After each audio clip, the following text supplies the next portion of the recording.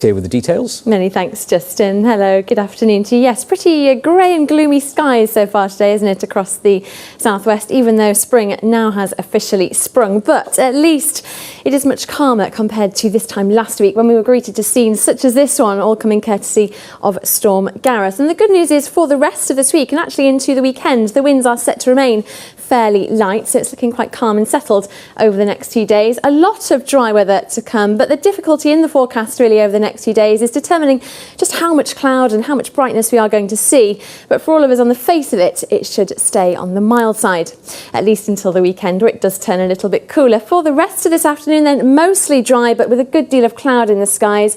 And I think under the thickest areas of cloud, we can't rule out a few pockets of drizzle, but for most it should be dry, if albeit rather grey. Some mist likely over the moors, some fog patches for the Channel Islands, but on the face of it mild with highs of 14 degrees Celsius, though I imagine under that stubborn cloud it may feel a bit chillier than that. Into this evening and overnight, again mostly dry, plenty of cloud spilling in, the risk of some mist around the coast and across the hills and some hill fog as well, but not a cold night by any means with light winds. We're looking at lows just down to 8 or 9 degrees.